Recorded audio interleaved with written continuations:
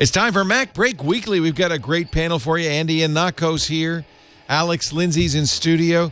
Renee Ritchie's got the day off, but Lory Gill is filling in for him from iMore. We're going to talk about the big lawsuit against Apple. That butterfly keyboard, my goodness, I wonder what's going to happen to it on the next Mac laptop.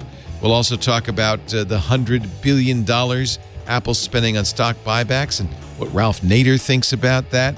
A whole lot more. All coming up next on MacBreak Weekly. Netcasts you love. From people you trust. This is Twit.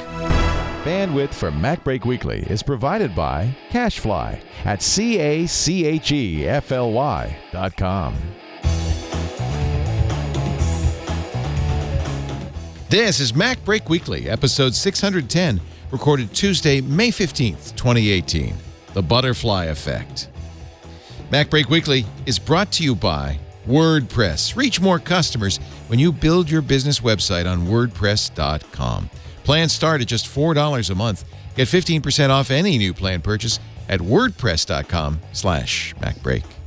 And by ZipRecruiter. Are you hiring? ZipRecruiter has revolutionized how you do it. Their technology identifies people with the right experience and invites them to apply to your job.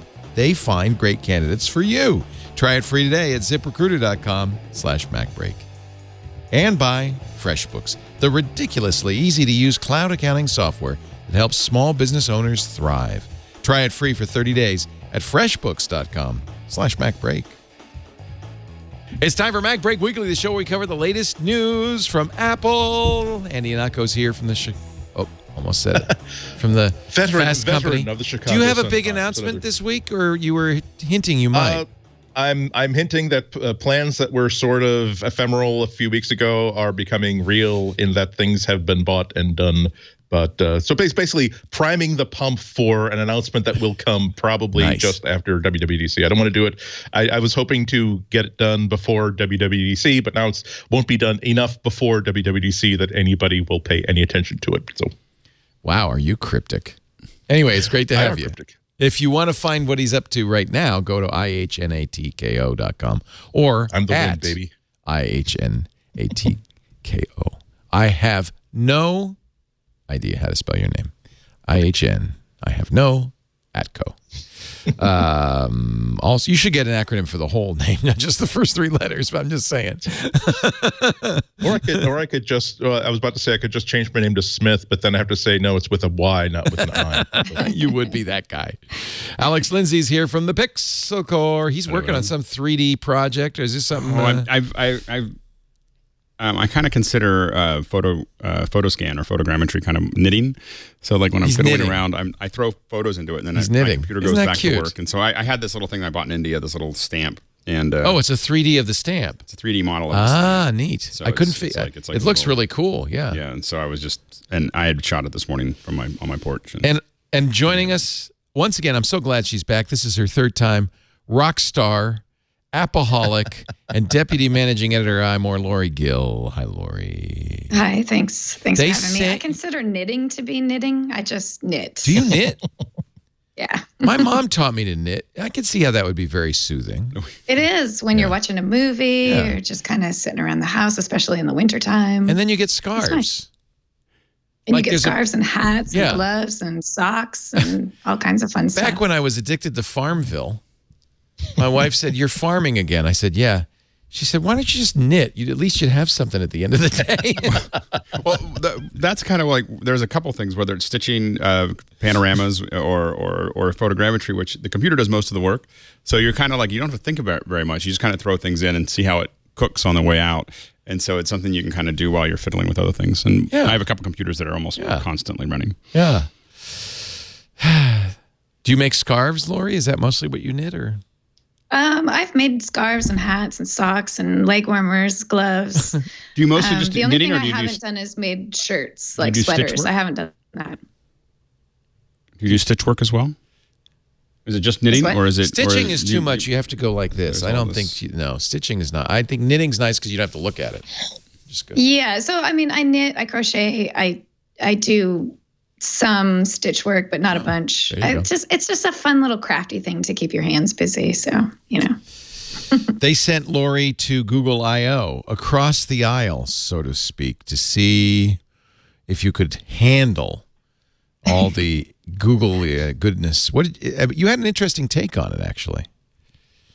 Yeah. So what I kind of learned from listening to what the speakers at Google had to say was, it's time to kind of come together and stop being so divided with our platforms. And I'm sure there's a lot of things that are under the table that I don't really understand, but it seemed very inclusive and very trying to promote inclusivity amongst the platforms instead of, I'm an iPhone or I'm an Android phone, and how about let's just have the same stuff across devices. I know that's not the easiest thing to kind of develop, but I love this idea. I saw some of the things that Google was doing and thought, I really want that for iPhone. I saw some other things that Google was doing and they said, and you can do it on iPhone. And I was just so overjoyed with that. I'd love to see a lot more of that kind of coming together of cross-platform sort of unity, and developers being able to work on multiple platforms without having to worry about how to do it, how to set, like having separate things that can't be shared. There's more and more people that are using iPhones with PCs, Macs with Android phones. It's just better for all of us if we can be kind of like integrated in our software and usability. Apple used to be that way when they were a minority operating system. They're still a minority operating system, but not with the iPhone. They're a majority operating for the iPhone. But in the phone market, but that's where you start to be, and that's what happens. I mean, I've seen this happen so many times. Microsoft used to be, and then when they started to see their market share slip to iPhone, they, like Google, both Microsoft says exactly the same thing. We just want to work for everybody. Well, Apple you only silo it. You only do the ecosystem play when you're dominant enough that you could make it work. But Apple's only they're a small percentage of the overall phone market. Yeah. They're well, then there's no excuse. They should be more open. I don't think that Apple is actually so closed off. They are, but I think that it's important for the company to kind of control the content that gets used on their devices. They refuse to make Apple's messages for Android. What does that tell you? It tells me that there's reasons behind why they are deciding to make deciding these choices, and they're trying to control what the user has. If I have a device that I think is the most wonderful, perfect device in the world, and somebody puts something on it that makes it less of an awesome experience, I'm to blame for that. And my phone looks bad. So I'm going to control who gets to put stuff on my phone and what they get to put on my phone. That's their rationalization for doing what's good business. It really comes down to, do you do what's right for users, or do you do what's right for the company? What's right for users is to make a messaging platform that operates everywhere. What's right for the companies to try to lock people into your product. That's some stuff I was starting to realize when I was at I/O. I really appreciate this idea of not locking things in, and it's real beautiful to see that kind of grow technology instead of sort of protecting it. Well, let's grow with it. Let's make it better for all users and stop being so sort of protective of what it is. I completely agree with that. And to be fair, making software and services that run on everything is to Google's business benefit. They don't sell hardware. They're really not into that business. So that's why it's always funny to hear each CEO or each senior executive talk about the virtues of the company, and they're saying, well, we will never do this, and we believe strongly that the importance of technology, and it's never, and even though it means we're totally have to shoot ourselves in the foot and build an entirely new business model to live by these principles. No, it's always it's always we have a philosophy that of course has a lot of things tied into it. It doesn't have to be just one thing, and they find the ways to do the best for their users through that philosophy. But that's why my point was you can kind of track a company's attitude towards this by how dominant they are. When they're Google, they don't have to. They don't have to compete, so they don't. Exactly. I'm with you, Lory. I mean, I come from an era when, I still do believe in open computing, open platforms, non-proprietary systems. I believe strongly that's how all of this started. And it was only when companies started to dominate and said, oh, we could take advantage of our market share and close off the other guy, that they'd start being predatory and started looking more towards their interests than the end user's interests. That's why I think really, and this is radical, all software should be open source and free. But that's very radical to say that. Yeah, I think that, I guess from a user perspective, though, I do think that having the company focusing mostly on its platform, I do think makes it more stable. So and allows them to innovate in those areas. And I think that what's interesting is that I actually think that, and I think Apple's gone a little away from this, but when I think part of the whole thing is the idea that the phone is not that as important to Apple as it is to other folks. And so the idea is that we're gonna our job is more to make it simple and easy than it is to necessarily put every bell and whistle into it.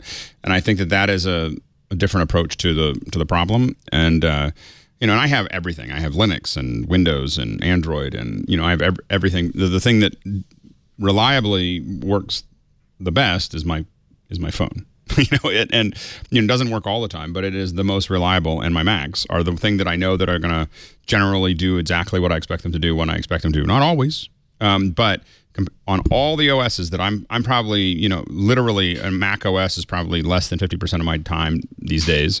So I'm spending time in Windows and Android and Linux for a variety of reasons, and they're all, they're all a little unstable, but the Mac is the most stable. And if someone asked me like what I was going to give to my parents, I would not recommend anything other than iOS or the Mac, because it's going to work, and it's going to save them a lot of time, and so anyway, so I think that there is an advantage for Apple beyond just the business model of lock-in to be constantly managing that for a certain population, which is a minority of the world, is using their operating system. But the thing that seems so unusual is that on the one hand they're locking in their usability, but they're also promoting this idea that the Mac or the iPhone is this sort of every man's computer and every man's device, not for the techies, but for everybody. So it's so counter to what I imagine they would want to be doing, which is making all of the platform or all of the technology accessible for everybody. But it seems like they're kind of at odds with both of those thoughts of like, let's make a device that is simple for everybody to use, but let's lock it down so that. But I think locking it down is what makes it simple. It's like, yeah, exactly. that's the thing. You don't play with others. I keep coming back to an interview that I once read, but with someone who used to work for Walt Disney when he was building the theme parks, that Walt, when they were designing Disneyland and Disney World, Walt wanted to make sure that if you came to these parks, you would have a great time, and he felt that was so important. He wanted to make sure you couldn't have a bad time, even if you were trying to have a bad time. And to me, that's Apple. It's the idea that if we control most of the experience, it's not about controlling the user, and it's not about lock-in. It's more that we feel as though a user who gives up the ability to get root access to a phone or command line, that's a small or easily more to the point, more easily move a file from a device onto the phone or the tablet where it can do the user some good. That's a downside, but the upside is greater stability, greater predictability. We don't have to, the user will never have to parse any error codes. We can actually handle errors by simply bouncing people back to the launcher, and that will kind of solve the problem for them, because on the back end, it'll be solved elsewhere and they don't have to deal with it. So, I mean, I've been on cruises, Leo's been on cruises. There are some people that when the ship goes into an exotic port, some people want to spend $140 and be taken to the distillery to have the the package tour of the rum factory. Some people just want to hail a cab or jump on a bus and just go wherever they want in this country and in this town that they've never been in before. And the people who go to the rum factory, they're getting what they want out of it. Part of that is stability and security and knowing what the experience is going to be like. The people who jump on the bus where they don't understand the money or the map or the language, they're getting what they want, which is the ability to go where their minds want to lead them, even though it might lead them someplace 30 miles away from the ship when it finally has to pull out of port without them. Yeah, but Apple's kind of like the cruise ship that only lets you go to the rum factory. I mean, it's right. I mean, not so much on the Mac, I have to say. We're breaking and the I think metaphor, that really there's two Apples, and there's the Apple of old days where they really were a minority, and they really were the upstarts, and they were the computer for the rest of us, and then there's the Apple of the iPhone era where they're absolutely dominant and profit and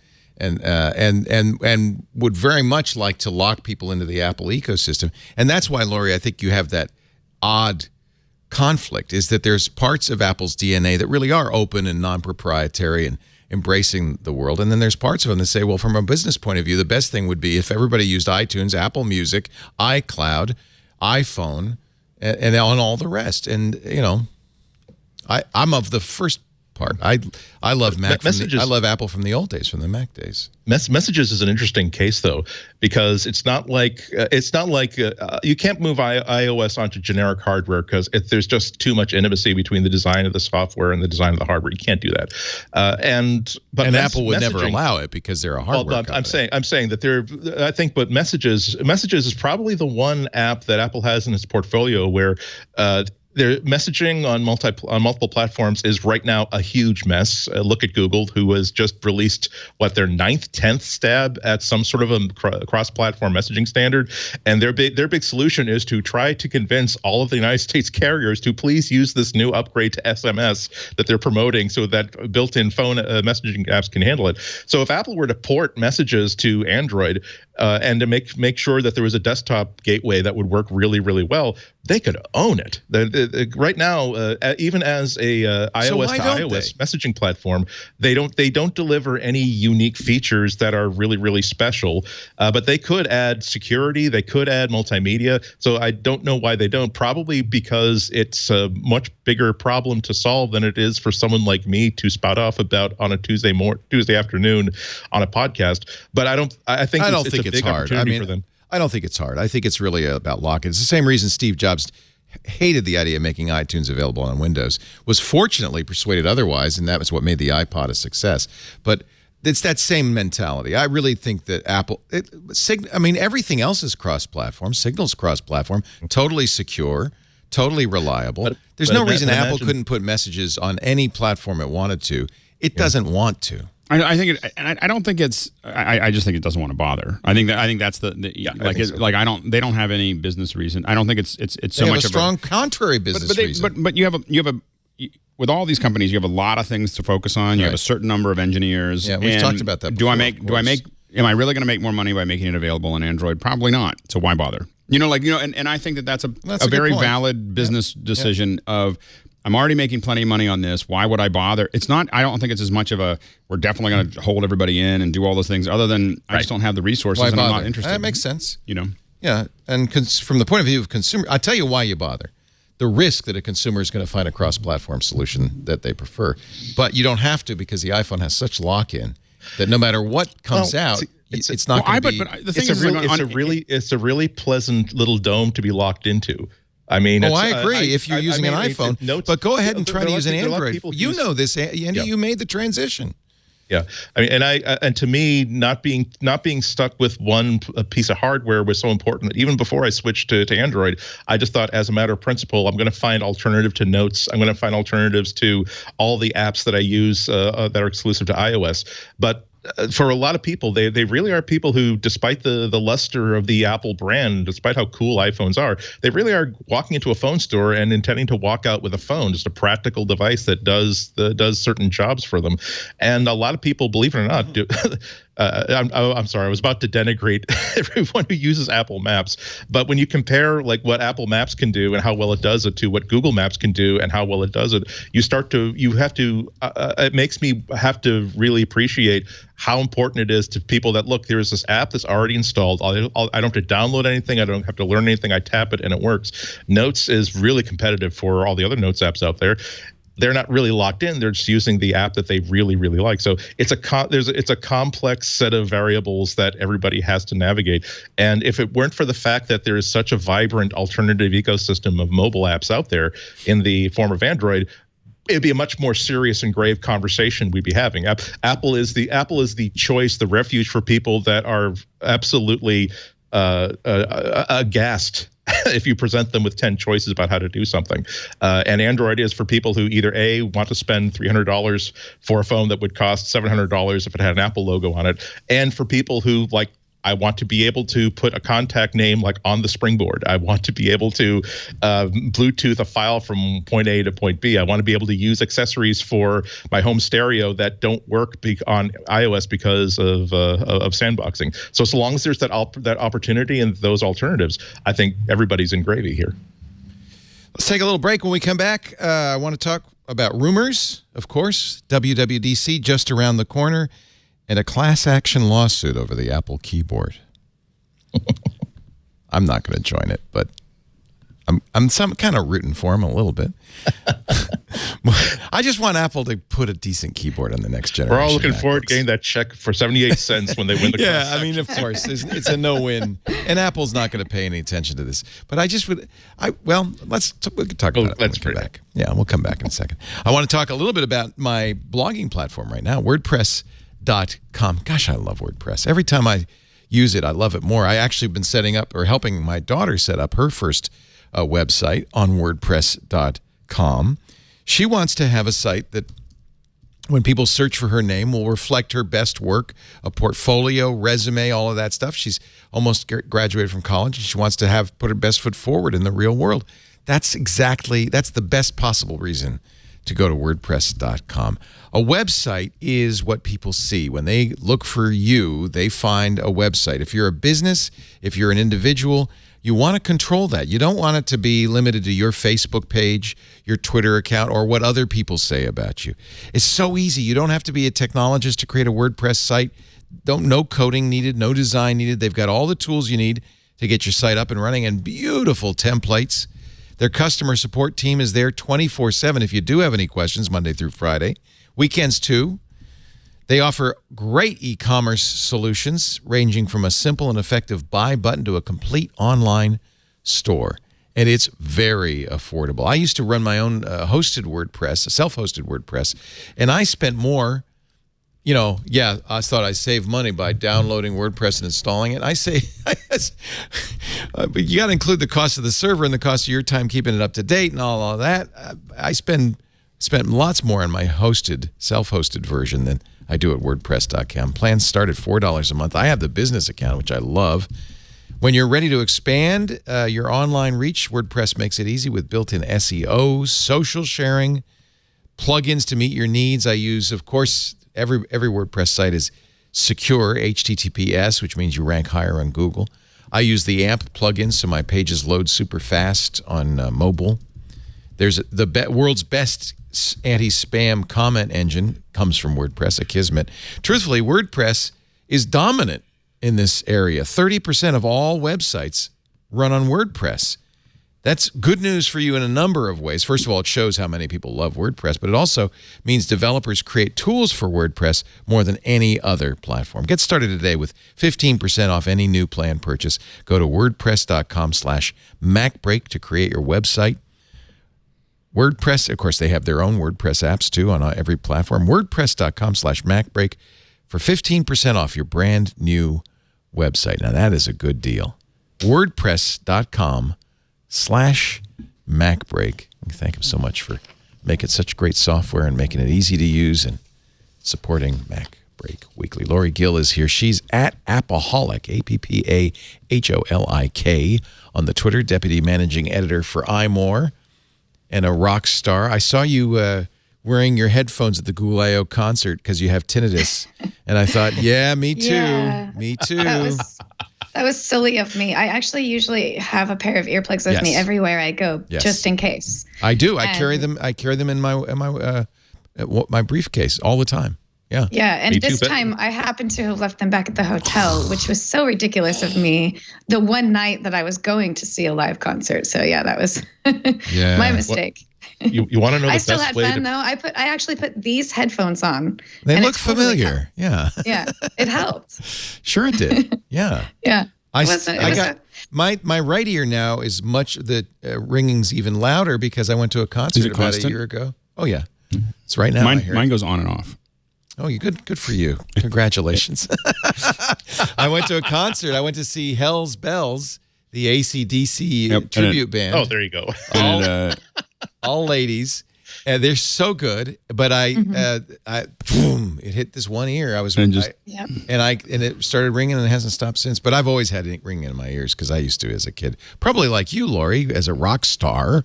Sit too close to those darn speakers and you don't know to protect your ears. Well, yeah, the mistake I made was I spent more than 10 years playing live music without earplugs. So that was really ridiculous of me to do. Yes. If I could go back into anybody who's a musician that's listening to this right now, don't be stupid, wear earplugs, because 10 or 15 years down the road, when you get that ringing in your ear and it won't go away, it really bugs you. So depressing. Although... And I think a lot of people think that older people like me and people with ringing in the ears don't hear music fully. And even though it's ringing, I hear all of the music. The high end may be attenuated a little bit, but I hear all of the music. I enjoy music just as much as I did. In fact, the ringing goes away if the music is loud enough. I'm sure you've noticed that it kind of hurts to listen to loud music now. Yes. Yeah. Whereas when we were younger or when our ears weren't ringing, it didn't actually hurt. No, it felt good. That's why. I like to turn it up. Here's a shared experience where the first time you realize that, oh my God, you visit Amazon or something, you realize, oh my God, disposable earplugs are like $1.50. Yeah, I can buy like a whole jar of them and have like 3 of them in my pocket wherever I go, so that not only like am I protecting my hearing, but I will make the best friend I'll ever make in my life by being at a concert saying, "Oh, you look like you're in distress. Would you like some Would you like some earplugs that clearly are in a package that have never been used before?" And then it's like they're magic. You put them in your ears, and suddenly you're at the last time I used them, I was at a 4th of July parade, and the fire department didn't understand that. Sirens are meant to be listened to as the truck is driving past at 50 miles an hour, not crawling at walking pace. And so it's like, oh, that's right, I can fix this. Anyway. When my kids were younger, I carry a whole bag, and then I just hand them out to like 3 rows above, in front and below and behind. I just say, it was, at least it was a joke and everyone laughed, and then people didn't bother me when my kids were crying and upset and everything else. No, I felt better. I'm going to see Pink on Friday. And you better believe I'll be wearing my headphones. Where is she playing? My earbuds. She's playing at the Oracle Arena. I pretty much don't go to anything with more than like 500 people now. Well, I wish you could see people like Pink without... They should do tours like that. She's doing all this aerial work. She actually needs somewhere big enough to do... She needs a Warriors style. Every once in a while, these artists will do these like little 700 to 1,000. Oh, you always hear the rumors. Oh, yeah, The Who, they played at a nightclub downtown after their big gig. Yep. And you always think, I wish I'd known that. The Rolling Stones used to do that all the time. Yep. I'm not, ethically, I would not be allowed to take like a $10,000 bribe from Apple, but they did. But they did have like Foo Fighters play like a 4-song mini concert. I'll never forget that. Yeah. That had like only like 300, 500 people in it, and that was worth a $10,000 bribe. I was well primed, like my favorite band, and hearing them and being able to sit down while listening with people who are not going to just be standing up going, "Woo! Andy paid $500 to see my back and hear me go woo." You actually met Dave Grohl, didn't you? Did you get a chance to see him or talk to him? I didn't meet Mr. Grohl. I did meet Mr. Smear. Oh, nice. Nice. Very nice. After trying to figure out how do I address Mr. Smear? Smear, sir. I think I don't know if that's his given name, his confirmation name, or I don't know. That's one thing I love about Japan. Male, female, first name, last name. If you add san at the end, that's appropriate. I can call you Alex-san. Lindsay-san, and it's appropriate, and it works, and it's a sign of respect. I love that. Well, that's what you do. You call him Schmear-san. Or simply, in America, we have our own customs at work. We just simply call people dude. Dude. See? Dude. You can do that with everybody. Alexa and Siri can hear a hidden command that you can't. Actually, Yeah, that's creepy. Yeah, this is a little misleading. Thank you, New York Times, for this headline. What it really is researchers have figured out a way to send, say, music with commands built in and activate Echoes or Siris and get them to do things. You could hide in 2016. They showed you could hide commands in white noise. That's a little easier because white noise is multi-frequency. But now they're getting to the point where they could put it in recordings of music and even spoken text. Yeah, there's a lot of fear mongering here. I don't know if this was I can't remember if this was in the New York Times coverage or the other tech coverage based on the New York Times coverage. People can order these commands can order things through Amazon or something. Said no, they can't, because people always don't mention that you actually have to have some sort of a passcode and confirmation with this. It is old news. No, this hasn't been found in the field. And the thing that also kind of encourages me that this isn't going to become a widespread problem is that you realize that after the command has been activated and the device is now communicating with the server to make all this magic stuff happen, the server actually understands the velocity and the type of command that's being sent. It's the reason why, like during a Super Bowl commercial or something, they can advertise the Amazon. They can have someone in an ad say, "Hey, Alyosha," and 10 million devices don't light up, because by the time that command hits, a system inside that system decides, oh, wait a minute, this isn't one person in Peoria, this is 10 million people all at once. I bet this is a commercial or something, and so therefore we're not gonna hit on that command. But this could be targeted against you particularly, or you could put it in. You could send a text message.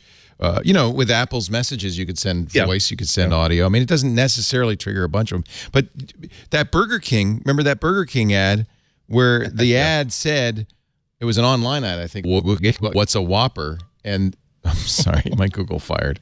Of course, Google was peeved mightily and disabled that. What had happened is the Burger King folks had modified the Wikipedia page to put an ad in it, and then the Google asks gets its answers from Wikipedia. There was a South Park. I didn't know this. Genius. This is the New York Times. There was a South Park episode, an entire episode built around voice commands that caused viewers' voice recognition assistants to parrot adolescent obscenities. Now that's funny.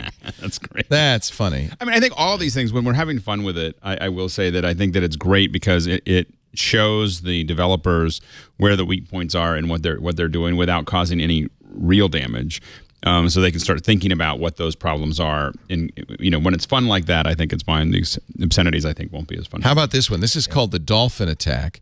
They play stuff at a frequency inaudible to the human ear, especially Lory and my ears, and then it mutes the phone so that the user doesn't hear the system's responses.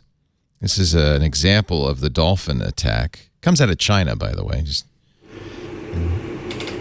Hey Siri, call 1-2-3-4-5-6-7-8-9-0. Okay, so that was the audible one. Yeah. Now let's try it with dolphin sounds. Phone is locked. Listen, see if you can hear it. No. Yeah, and you can see the screen lighting up and wobbling like Siri. And it's making the call. Yeah, well, and I think because that's an easy one to fix just by limiting the frequency that the device is willing to. Yeah. That's I don't know how hard it would be to do that, but what I think most to do a low pass at 12K. To anticipate that the activation. The activation thing isn't being done by a really good processor. It's being done by an ASIC. So maybe the level, I'm speculating here, maybe the level of power of that ASIC isn't enough to do like notch filtering to make sure that I'm not going to listen to anything that's beyond a human voice. But I also think that I know that Google is moving really, really fast towards really making sure that it can identify the actual user, the person who's actually authorized to give commands to the device. Not only so that if you say, "Hey Guillermo, what's my next appointment?" Only I get it, and my friend in the house doesn't get it. But also to prevent this kind of a fraud. I think that's what they think that the solution to this is. I think it's going to be a defining standout feature for these things. Yeah, I think that this idea that it's inaudible is the thing that kind of scares me a little bit, and not to kind of join that fear mongering, but it's not about what it can do now. It's about the potential of what could happen in the future with this kind of stuff. And right now, maybe all an inaudible signal could do is possibly make a phone call if it happens to be within a few feet of your phone.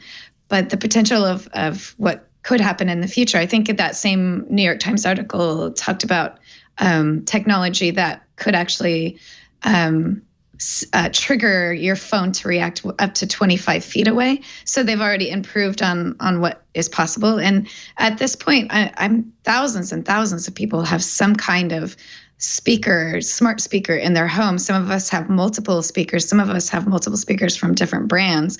So all of these companies have to get on board to make sure that these speakers are safe enough that they're not going to be triggered by right now might be an innocuous joke or simple gesture that doesn't do much damage, but could potentially do a lot of damage in the future. So I don't know.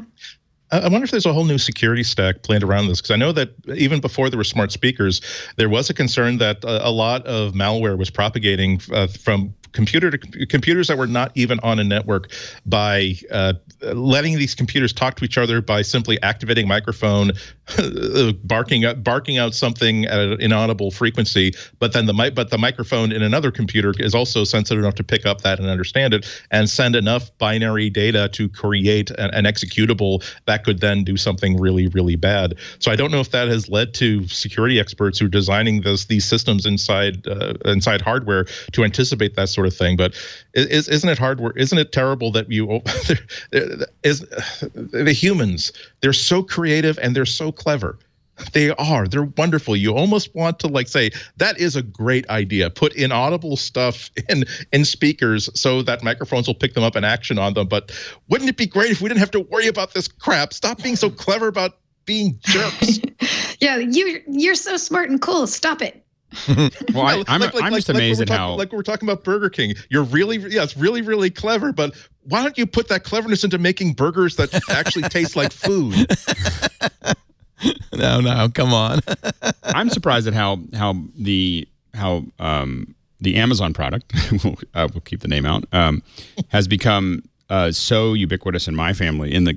We only have it in the kitchen, but asking for timers and asking for the weather and asking for, my kids will just randomly ask it for information, and if it doesn't cough up good information, they'll be like, "Oh, I'll go Google it now." But the first place they're going to ask is the device, of something that they're trying to figure out. And I'm just amazed that I didn't really do any work on it at all. I got an Echo Show for my parents as well, and it sat there for a while. They didn't really understand it, and one of my nephews just came over, or nieces came over, and just turned the whole thing on, got it all working, and now they use it all the time. And so it is something that I think has a lot of use. But and I think that we're going to end up in kind of an arms race for a little while of people doing nefarious things with it and people closing down those nefarious things. I greatly doubt that. I think that hacking IoT for DDoS is probably a bigger fear and much more complicated to defend against than what we're talking about here. With all these little devices that have no security. They're not, they're unlocked in there. I mean, and it's millions and millions and millions of them that are already in the wild. There's nothing to do about them, and it's going to be almost impossible to fix that problem. I think it will be solved in time by, and we've already seen a little bit of this, trainable voice assistants that can be really locked into your voice. I think it's going to be locked into. I think it's going to start taking multiple things. It's going to know your voice. It's going to be the fact that you use, your face recognition to log in. It's going to pay attention to the time. It's going to start looking at the heuristics of all your and the average thing. And this is something that you wouldn't normally ask for. Those are all things that are coming fast. The proximity of even just the proximity of your phone. Right. Saying if I can't see your phone on the Wi-Fi network, I ain't paying attention to you. Apple reached on Thursday a new stock high of $190. The countdown to $1 trillion is on, man. This was, of course, because they're great quarterly results, but also Warren Buffett saying he was going to buy more Apple. He bought a lot of Apple in January. Their current market cap, $913.5 billion. It's getting pretty close to $1 trillion. But here's the stat that just blows me away from CNBC. Apple made more profit last quarter than Amazon has generated during its entire lifetime. Okay, I call BS on this. I was really surprised that like a business site would be so glib about that, because it doesn't mean that Amazon is unprofitable. It means that Amazon's idea is that when you have profits, you put them right back into the company and develop whole new markets. Absolutely. And that's why they have Amazon Echo when nobody else had Amazon Echo. That's why they had Kindle when no one had Kindle. That's why they had Amazon Web Services, and that's why they have moved on from being the biggest online retailer to we seem to sell a lot of pants, and we understand because we've been watching people for 10 years buying pants. We understand what makes people buy pants. Now let's manufacture our own brand of pants. Now let's sell people not other people's diapers, but we will sell our own brand of diapers. So that's so when people say that Amazon hasn't made a profit yet, it's not like Tesla not making a profit. This is a company that says every time we make another $1 billion, they have so many different units, they will move money from one unit to the other to not to shore up their books, but to say, okay, well, we need some more money to fund this idea. So, and also you also tend to look at what shareholders are doing, and shares of Amazon keep going up. But Amazon stock is doing extremely well, which means that whatever they're doing, shareholders are very, very happy with it. I think Warren Buffett said that he still wishes that he had bought Amazon early. No. He said, I didn't buy Amazon because Amazon is a miracle, and I don't invest in miracles. Oh, okay. Sorry.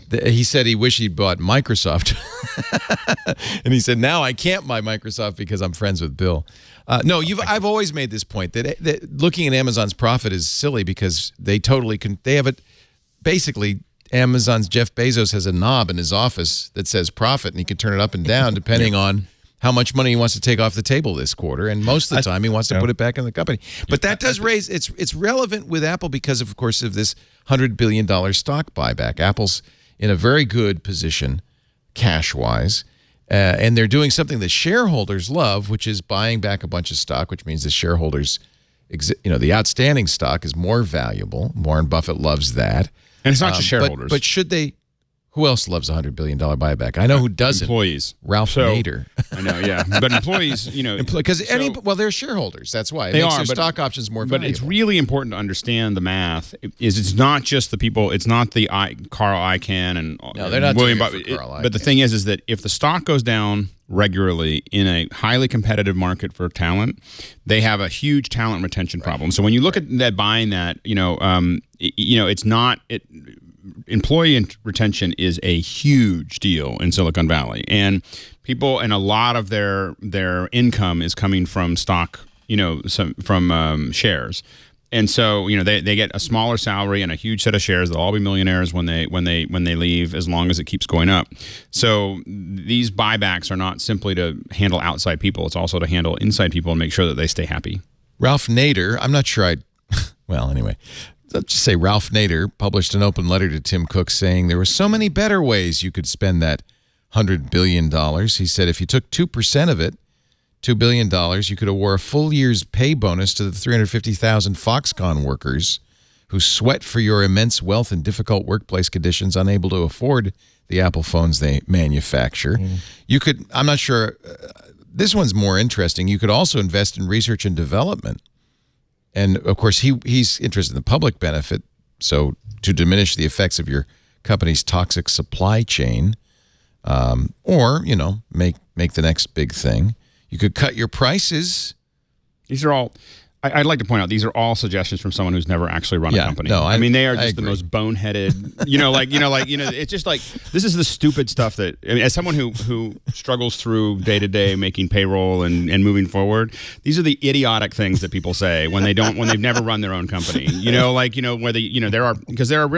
are two sets of people, then people kind of fit between them. There are people who are on payroll and people trying to make payroll, and the thing is, people who are on payroll shouldn't often talk about the people trying to make payroll because it's a war, and the thing is like the stuff that he's talking about, okay, we're going to pay people more. Well, changing people's salaries, is an incredible, endeavor, especially when you have hundreds of thousands of employees. R&D to make things better. They're already spending that money on that. They don't need $100 billion. Well, we should point out that they're close to becoming the largest spender on R&D in the world. Neil Seibart says this about Apple, and their ramp up is significant over the last few years. And they're constantly spending money on finding ways to make things more. The where they're getting goods out of Africa, where they're doing all these other things. That is something that they're constantly running little drips of. This is what they may already be doing what Nader's talking about. No, the thing is they have one thing money. they're not doing is dropping the price of their products. No, but those things like dropping people your prices, pay it.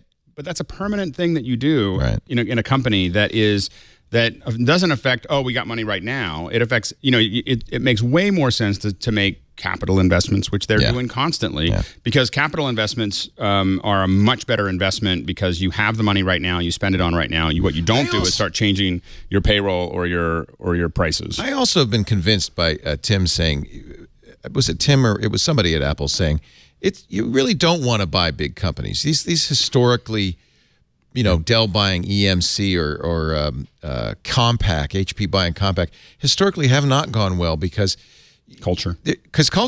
Yeah, it's hard to absorb these big companies. I actually kind of honor Apple's, very careful, judicious purchase of companies. Yeah. I think there's something to comment on, though, is the sort of ideology behind what Ralph Nader was talking about. Yeah, when it comes to logistics, it's boneheaded. But the idea of it, that $100 billion, that's a lot of money, right? That's a lot of money. And 2% of $1 billion is still a lot of money. I think maybe what we can kind of take from what Nader had said in his open letter is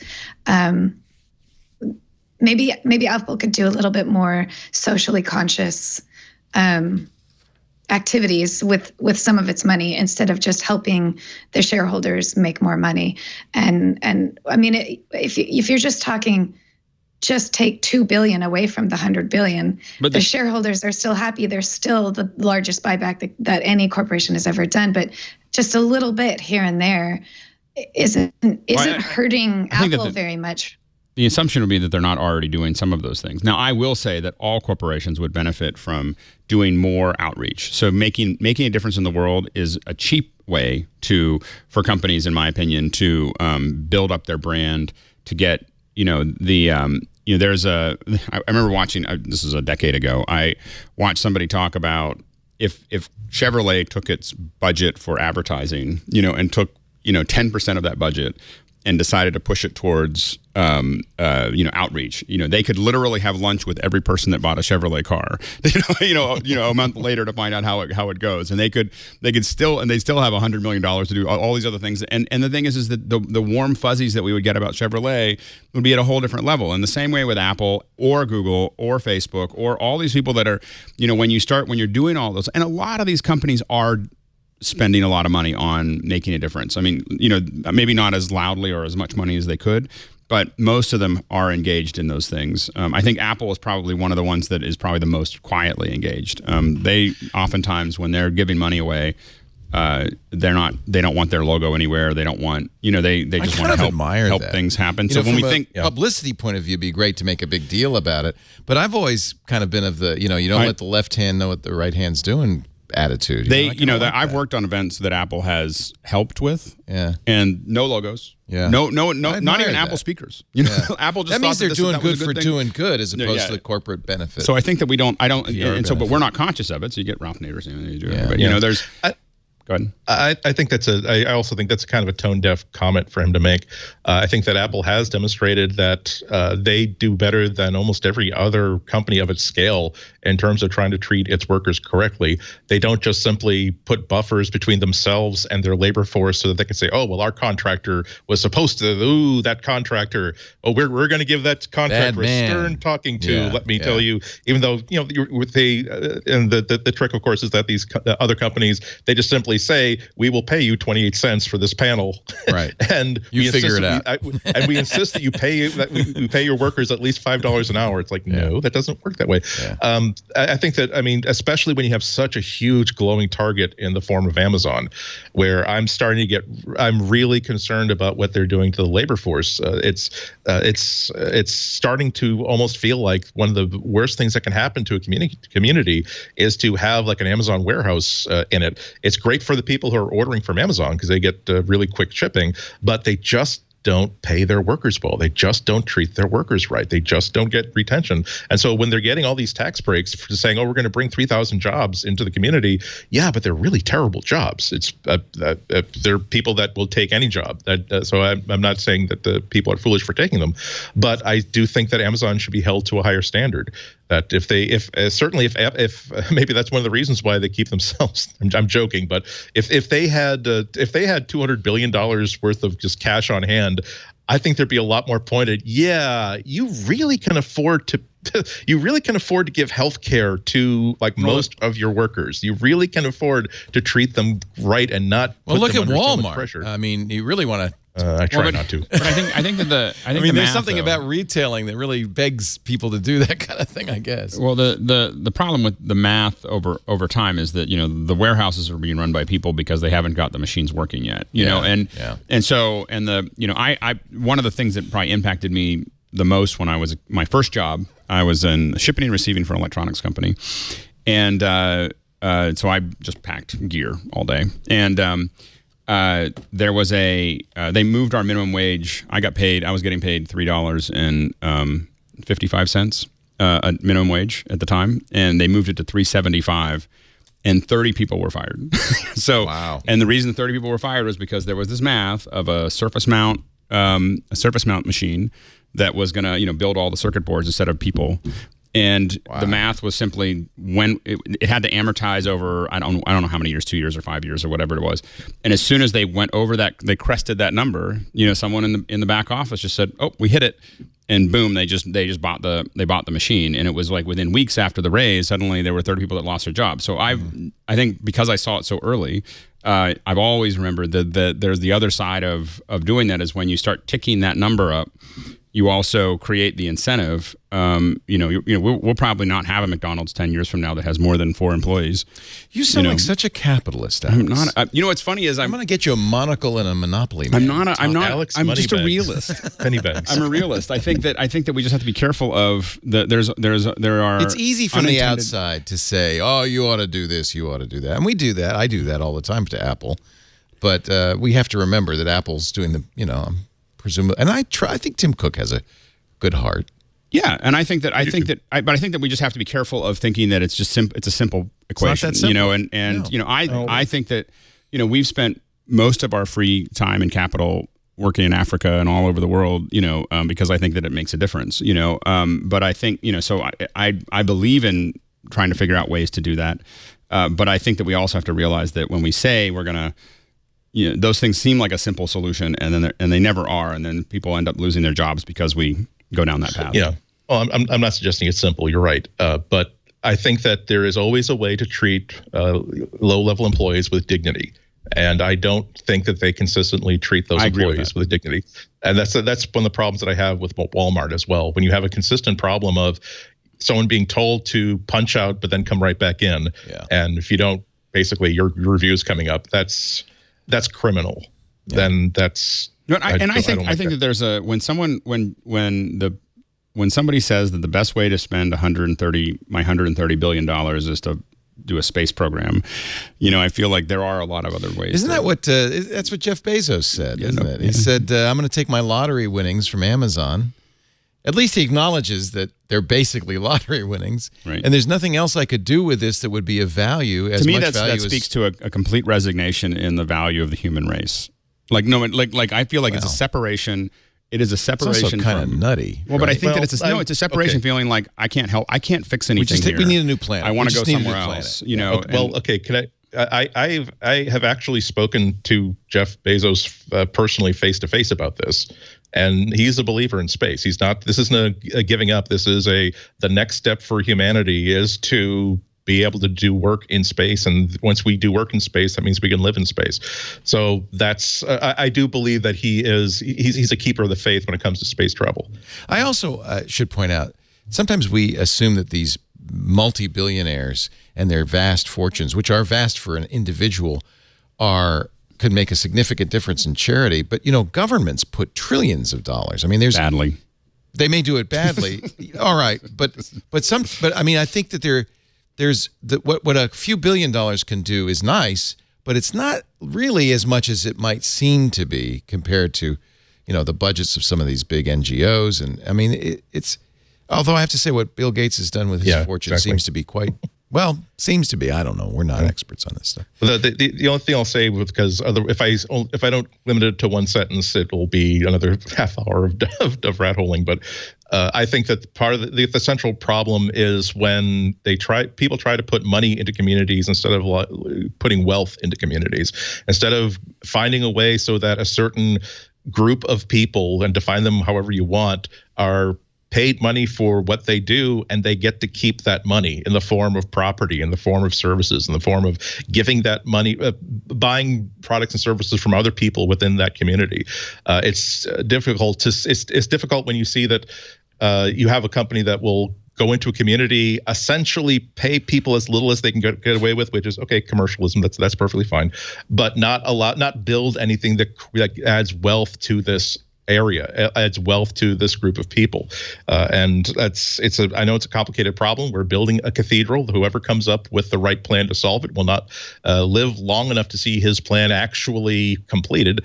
But it's like space travel. It's worth crazy people trying to work on this. Well, and I think that microfinance, I think, is a really interesting. I agree. I love microfinance. I do a lot of Kiva. Is like one of my pastimes, and it's just amazing that you have these individuals who are trying to raise $750 to buy a cow. Can make a huge difference. You're changing a whole getting those stories, I think is and I think that scaling that up is something that I don't think you have to end malaria as the only thing that you're doing. I think that and I think all of us can be part of those kinds of things. That's a good point. Let's take a break. Got to get to that the big story, the keyboard story, in just a bit. But first, a word from ZipRecruiter. Now, if you are like Alex Lindsay, if you have a business, or me, you know that the employees are the most important part of your business. Every business needs great people and a better way to find them.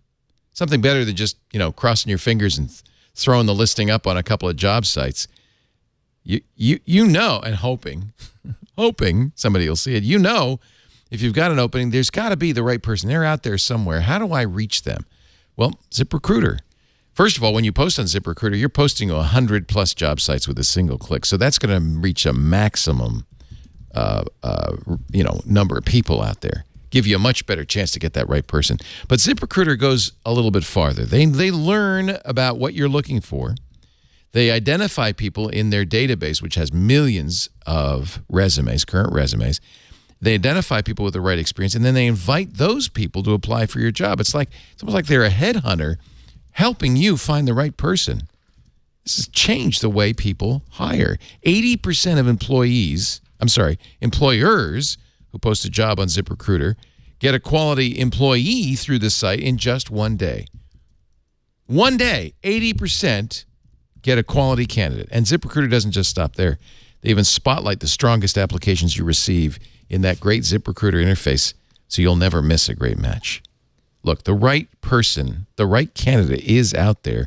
ZipRecruiter is the right way to find them.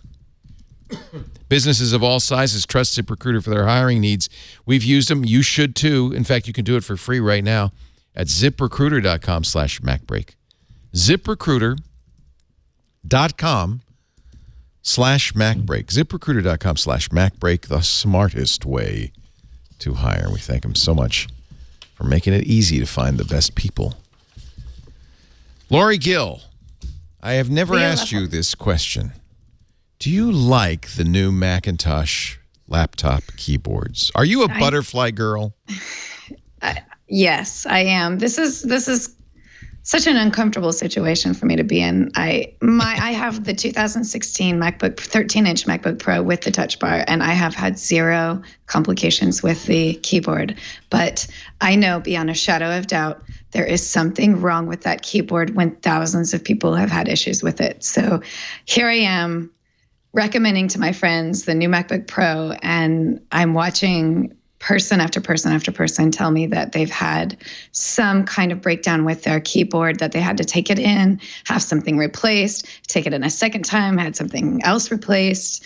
It's dangerous territory here, and I really think Apple needs to address this. I think the petition to recall the Apple keyboard, it's on the right path. I don't think the computer needs to be recalled, but I think that similar to the way Apple released a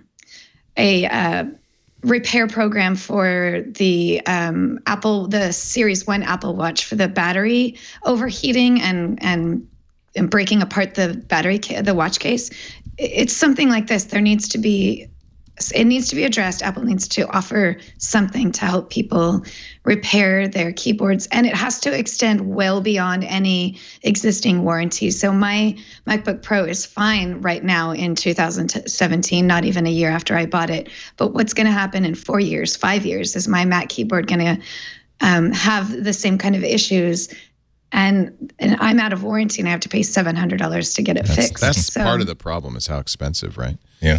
Yeah. You have the Butterfly 1, Lory, the first generation, which I tried and rejected and got rid of that exact laptop that you have.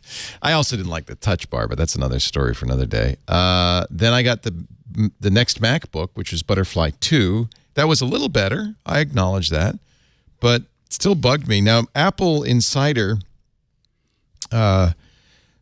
actually went out and did some deep data diving.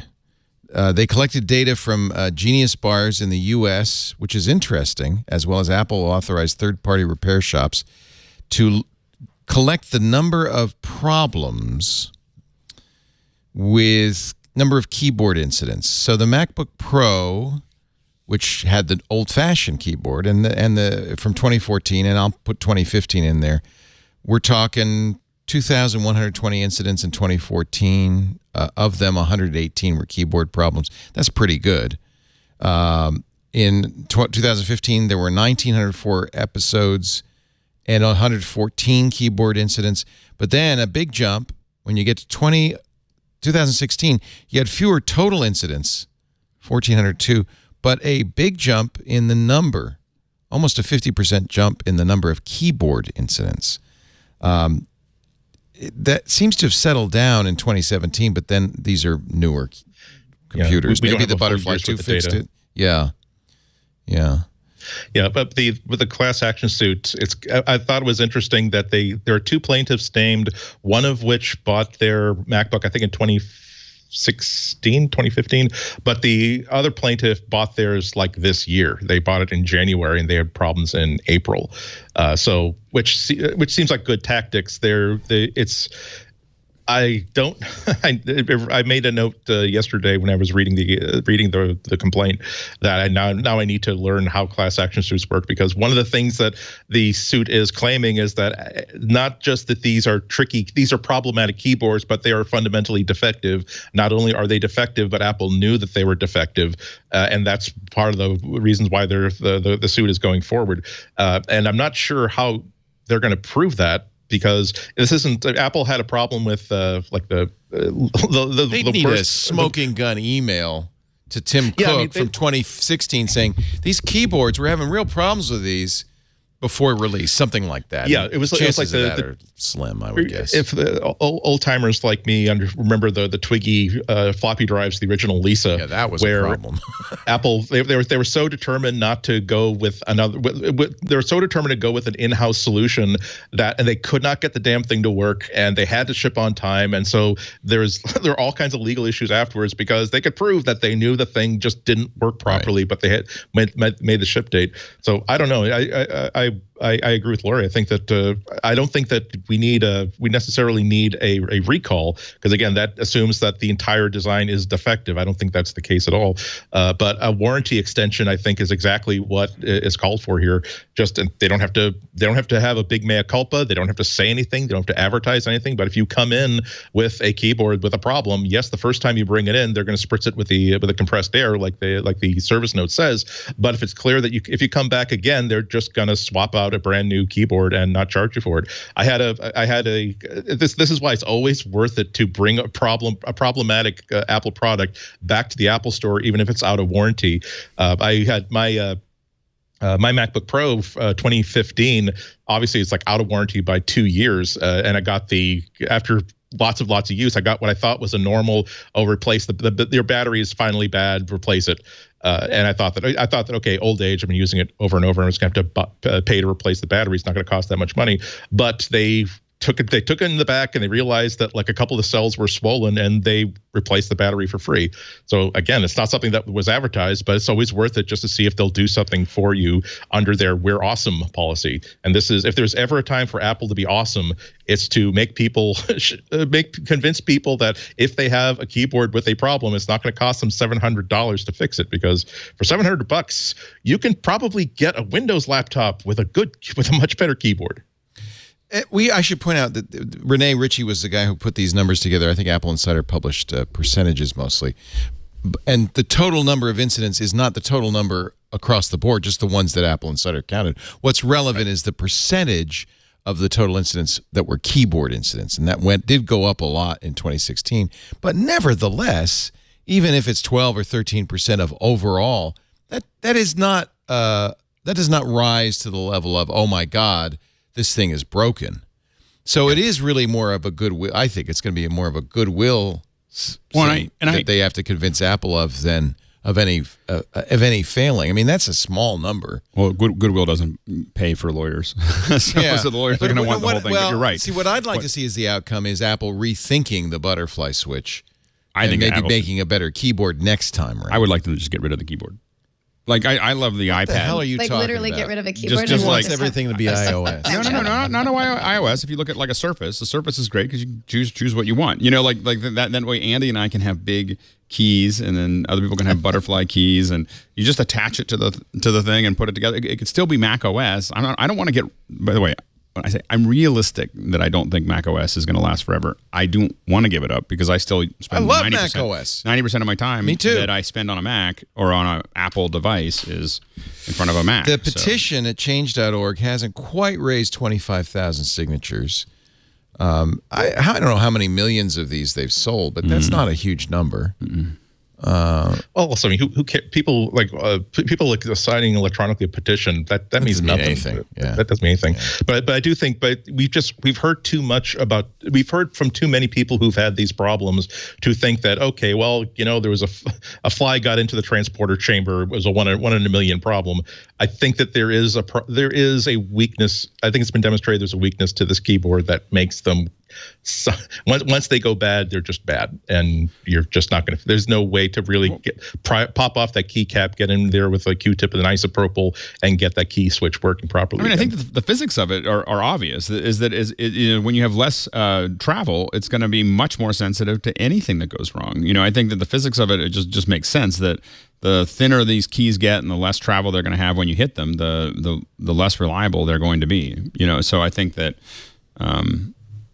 And I think it's easier to have grit and all kinds of other stuff. I mean, I know some people that just go through keyboards because they use them outside. You know, like they use them in construction sites, and so they, so it's they go through certain ones faster because of that. I don't know which device I can shake more crumbs out of, the tray at the bottom of my toaster oven or my laptop keyboard. So it's a tough problem to solve. I don't think that Apple engineers have been lazy. I just think it's a big problem. I still really you have to get a keyboard that doesn't have any kind of holes in it at all. Right. That's like a membrane keyboard. Logitech, yeah, for your nothing. Yeah. Yep. Yeah. It feels super mushy, but I'm using it right now on purpose to kind of test out like how it feels to not have any kind of spring back. So I really like travel. I mean, I ended up buying a couple of Lenovo laptops, and my main Mac laptop is the 2015. And I think there are a lot of people, that's the number Apple should really look at, is how many people are buying a superannuated computer from Apple.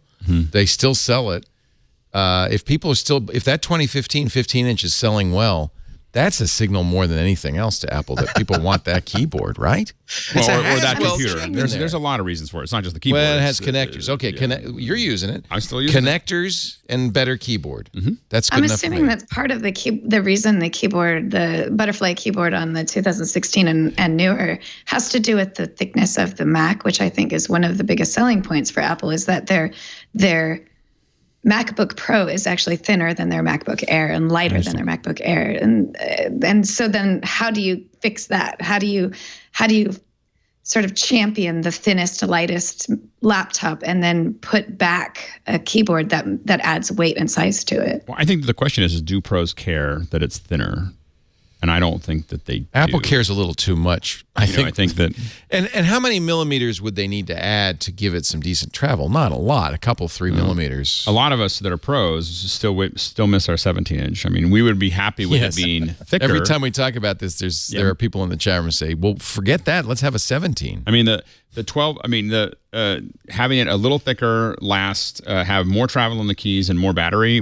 Almost every pro that I know would happily do that. I think that I think it's fine to have MacBooks that are super thin for business types that don't care and just want to be super thin and make it easy for them to throw in. But for people who are actually creative pros, having it to be a little thicker with more travel and more battery would be huge. And better yet, a battery that I could pull out. Not that I'm bitter. I wonder.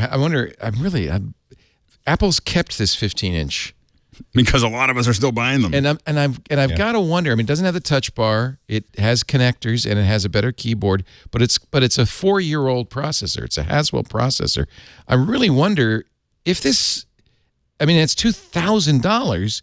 Does it sell well? If it sold well, that would be a strong signal. I don't think they'd get rid of it if it wasn't still selling. And it's still on the site. Yeah. It must sell well, right? Isn't that typical? Whenever they do a major rev, like when they came up when the first MacBook that deleted the DVD, the optical drive, they kept the last model of MacBook that had the optical drive on the price list because it is a pro level model. There are people who are still going to buy them.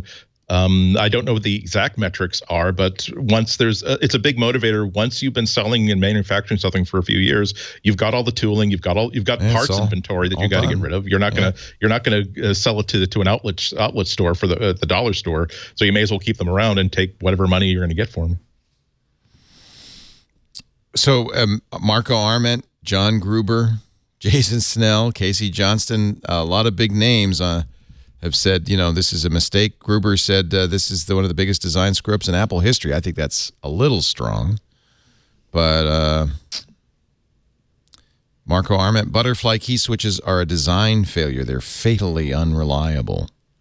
You don't even have to look to the professionals and the analysts to see that. For the 15 or 20 MacBook Pro owners that I know, 6 or 7 of them have had keyboard issues. Really? It's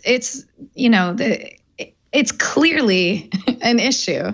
You don't have to believe the pros on this. You just ask your friends around town and see how many of them comment on having a keyboard issue where they actually had to take it into an Apple store and have something done to it. I would love to be able to say your long nightmare is almost over. June 4th. Tim Cook will come on stage at WWDC and announce new laptops, a MacBook with a great keyboard, Well, we'll see. It's 2 or 3 weeks, right? They'll say, but if they ever do, they're gonna couch it in terms of, we've taken everything we've learned about the super flat flat keys that everybody loves, and we've used it to create the second generation that has, okay, now 2 millimeters of travel, not 0.52. But the point is, we weren't wrong. We were never wrong. Well, no, we're never wrong. Earlier today, we did iOS Today, and Megan Maroney said she really wanted these new Spigen cases to celebrate the 20th anniversary of the iMac, a Bondi Blue iPhone 10 case. How about that, huh? Or a case that makes your iPhone 10 look just like the iPhone 1. a giant iPhone 1. That's kind of fun. Isn't that pretty? That is pretty. Kind of pretty. I kind of like it. Every time I see on eBay where somebody got a hold of like an old Mac that had like a clear plastic case on it, that's the one I want. If it were possible to, like, and I'm sure that if you go to certain markets in China, someone will sell you like a replacement back case for an iPhone that is just simply clear plastic. I would buy I would almost switch back to the iPhone if I could buy a clear back iPhone. That is hot. Yeah. With a W. Yeah. So this has kind of the markings that, kind of to simulate the inside of the iPhone, like the Bondi Blue was kind of transparent. I think that's very clever. I like it. Yeah, that's cool. Yeah. Let's see. We're coming down to the end of the line on some of these. Eddie Q put his Lake Tahoe vacation home on sale. Do you care? No. It's really nice. Yeah. Is it? Did you see the pictures? Are there pictures? Oh, well, maybe now we have to go look. Okay, all right. The only thing I noticed about the home, if you look at the interior image, it's a little difficult, but isn't that Rene Ricci's living room wall pattern right Oh, there? it is. My God. It's the Riverstone look. Yeah. Oh, this is a little too modern for me. That was one of his little day trips. He's like, he saw the stuff like just stacked up on the driveway. He said, "Oh, those are the extras. Why, you want them?" Nice material use, though. Yeah. I like the materials in this. It's pretty wood floor, but yeah. Isn't it what is it, like $11 million? Oh, that's all. Yeah. Come on, Lory, it's down the road from you. Okay, but that's like that's Bay Area money. That could be a 2-bedroom with like half a bath, a shared bathroom with the next door. Right? Yeah. Or you have to have 6 roommates. It's on Martis Camp, a development where people can golf and ski all year. Has a private chairlift to North Star. How about that? It's not bad. Do you ski, Lory? I don't. Oh. I don't. I tried a couple times and failed miserably. Yeah, me neither. The only time I've ever skied is like in downtown Albany while I was in school. While I was in college, there's a steep like street that goes to the Capitol building, and for some reason they shut the street down so there could be like free downhill skiing. It's the only time I've ever been on skis. It's private ski lift. I would do that. Hugh bought the land for $1.2 million in 2010, and took 15 years to develop it fully. So this has been a long project. I bet you the connectivity in there is awesome. Yeah. Yeah. If I lived in the Bay Area, one of my favorite weekend hobbies would be going to like open houses of people who work at Apple and Google, just to see how their design aesthetic for devices translates to houses. Oh, that's interesting. That would be a good article. Lory, get to work on it. All right. That'd be a good article. Wouldn't it? That would be one of those Apple houses. designers' houses. That would be a fun thing to do some research on. Tim Cook, commencement address at Duke, his alma mater, and he challenged students to think different rather than accept the status quo, leave the world a better place, following in the footsteps of Steve Jobs, Robert F. Kennedy, and Martin Luther King. He also talked about Apple's commitment to environment, privacy, immigration, and gun control, supporting the Me Too movement against sexual harassment and students involved in the Stoneman Douglas High School shooting. I don't always see life as clearly as I do today, says Cook, but I've learned that the greatest challenge of life is knowing when to break with conventional wisdom. Don't just accept the world you inherit today. Don't just accept the status quo. No big challenge has ever been solved. No lasting improvement has ever been achieved unless people dare to try something different. Dare to think different. I have to say, as beautiful as the speech is, there's a lot of isn't Apple great for what it's being done in this speech? And if that were my graduation, I would have been rolling my eyes at this sort of advertisement for the company. So use offer code TimDuke2018 to get 5% off of accessories and cables. All right, time for a break. Then our picks of the week. Lory Gill is here. Lory, you can do anything. Remember, you could be like Jim Dalrymple and recommend rock and roll. What last time you were here, you recommended something like a movie, right? You did. Yeah, you recommended the third in that series of which movies? The Suspiria. Yeah. Actually, I think it was the Mother of Tears is the one I Mother recommended. of Tears, you did. Yeah. And that got me all excited about a whole new thing. So I can't wait to hear what you've got for us. Andy It may Nocco? not be as exciting this time. Oh, come on, Lory. And I got a box. I got 2 boxes from Amazon right before the show. I'll show off something new too. Ooh. But first, a word from FreshBooks. We're talking to small business again. Streamline your operations with FreshBooks. I did back in 2004. I started using FreshBooks because I love doing what I do. I hate sending invoices at the end of the month. I just hated firing up Microsoft Word and Excel. And I was invoicing a Canadian company because I was going up there to do a TV show for Rogers, and I had to figure out the different price, Canadian dollars, and get all my expenses together. Oh, it was just a pain. But then Amber MacArthur told me about FreshBooks, and it just changed my life. It made it so much easier. I could make beautiful invoices, easy as pie. It handled the currency conversions, no problem. Snap a picture with the FreshBooks app of my receipts, automatically put them right into the FreshBooks invoice.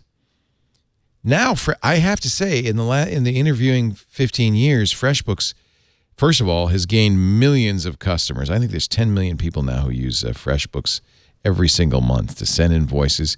You can track time if you bill by hours. You can capture expenses.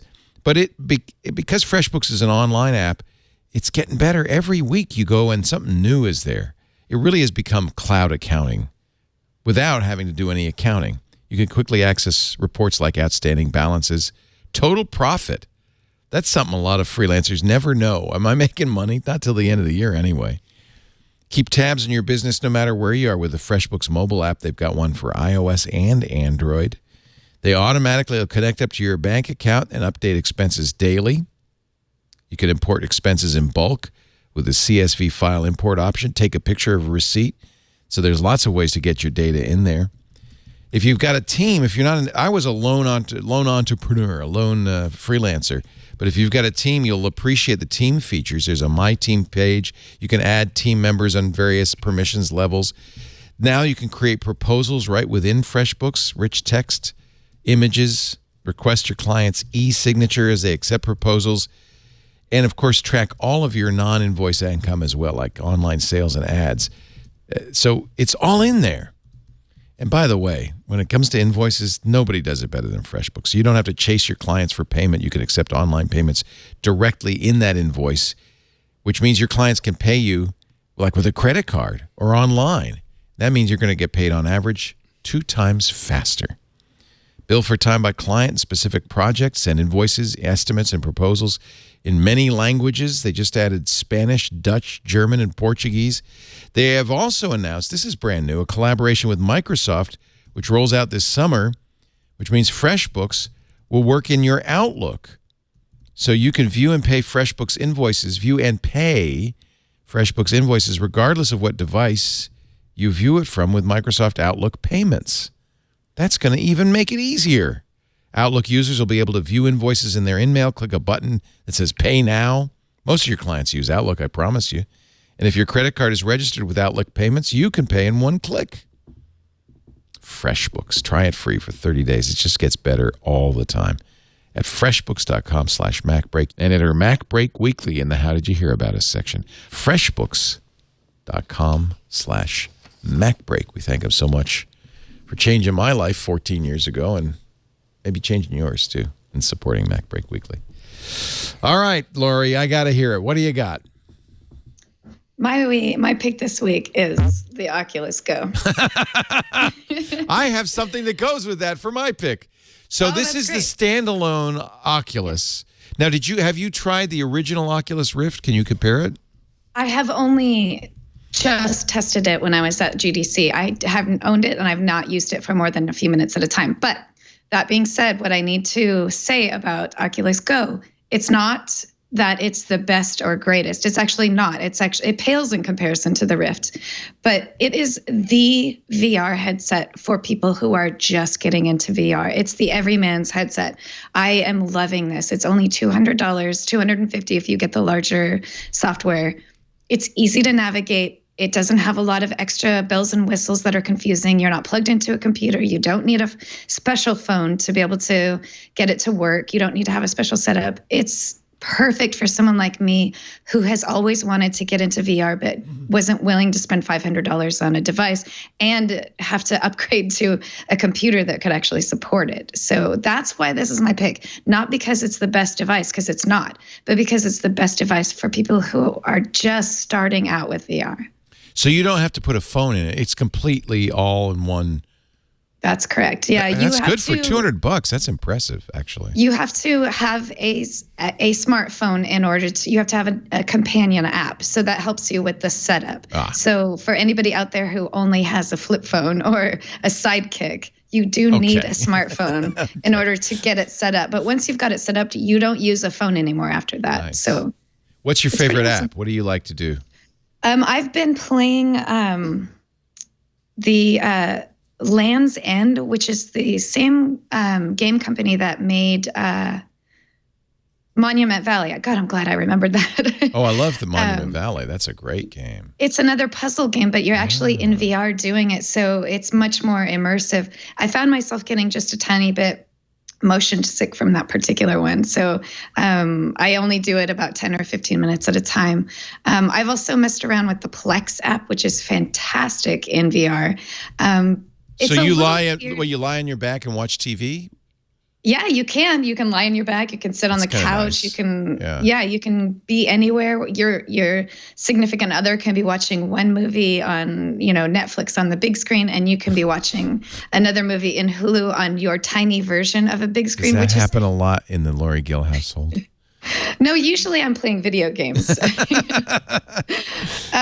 What's cool about VR movie watching is you really do feel like you're watching the big screen, even when it's just this tiny little thing that's right in front of your eyes. You get a sense of scale that doesn't fit with the reality, but your brain is processing it as a very big screen TV that you're watching. So it's a really fun experience. And the Go is a higher resolution than the Rift, so you should that movie higher resolution. It's got a lower frame rate but a higher resolution. So but it's a much higher resolution. The Go is much higher resolution than Netflix or Plex. So you're seeing. You'll see a screen door at all? Like, can you see the pixels, Lory? There is a little bit of that. It's usually just around the peripheral. Okay. So for me, being new to VR, I'm still learning how to not look up like this, but to actually look up like this to get that better frame. Don't move your eyes, move your whole face, your whole head. Right. Yeah. So I see it a little, but I think it's because I'm still learning how to properly navigate inside VR, which it's not bad. How does I wear glasses? I guess I could do it with contacts, but I would prefer to wear my glasses at night. It actually comes with a I don't wear glasses, so I don't know exactly how it works, but it comes with this little rubber thing that goes around the inside of the headset offset that supposedly helps with the glasses wearing. Again, I don't wear glasses, so I don't know what that's like or whether it's comfortable or not. It's such a bummer. That's the biggest. That's like when I have contacts in, I love doing Oculus. Yeah, but I don't want to wear contacts when I'm watching movies at night. I don't mind for at work, but I take them out at night. I want to wear my glasses. You can get your glasses. I find that with the Rift, at least, there's like this wrestling thing that happens. You get your glasses, and then you have to get them. You get them on, and then you have to get your glasses kind of in the right place. And I would just replace. You can get lenses for your Rift. Oh, I didn't know that. Yeah, but the problem is my son and I and my daughter, we all use it, so it's a little more complicated. Like lenses you put over the regular screen. Yeah, you get. Oh, that's kind of interesting. Yeah. So if they have that for Go, you could actually get one for each person in the family because they're only $200. Yeah, and the glasses are only $400. Right, exactly. Cool. Oculus Go, $200. Thank you, Lory. Andy Anatko, what do you got for us? Oh, you're muted. Is that us or is that you? He's pointing at himself. Sorry about that. No problem.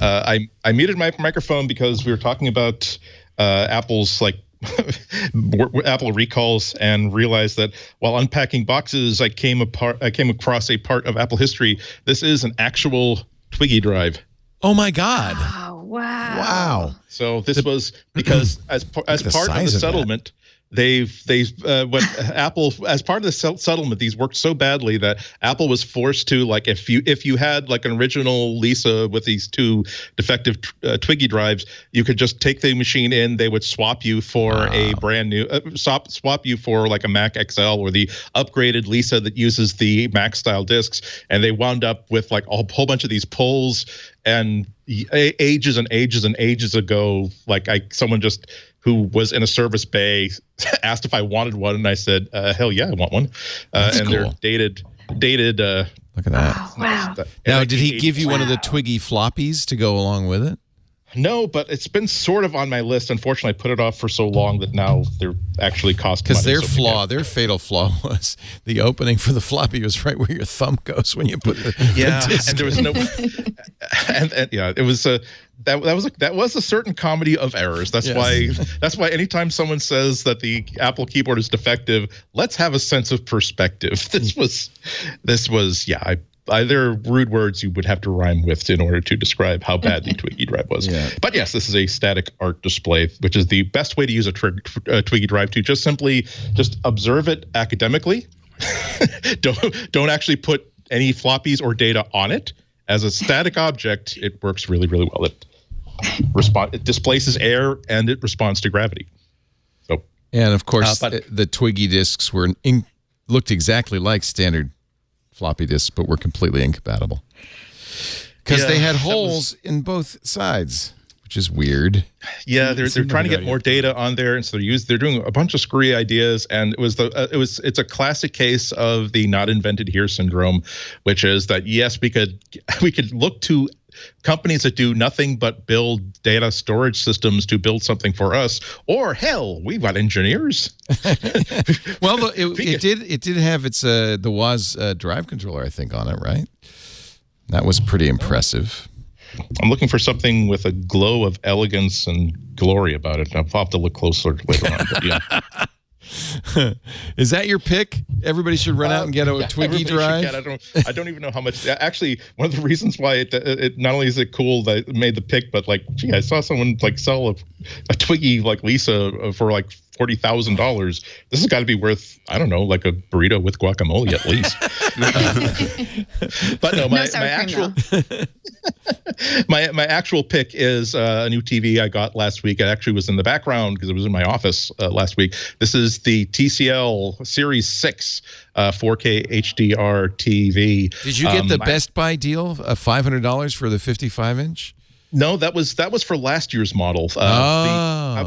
This is a model that I had been sort of waiting patiently on. This is my demonstration to myself that I am not 8 years old anymore. If you offer me 2 marshmallows if I wait an hour or 1 marshmallow now, I am capable of waiting for the 2 marshmallows because this is the 2017 model of this was one of the best reviewed TVs ever. As a matter of fact, I think the Wirecutter named it as its best pick for a budget TV, but also its best pick for a 4K HDR TV, all told.